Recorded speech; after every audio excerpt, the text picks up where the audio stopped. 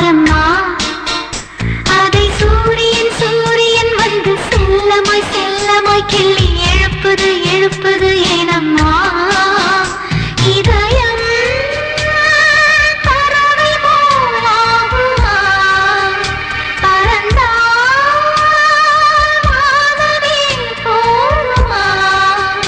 நான் புல் இறங்கவா, இல்லை பூவில் உறங்கவா?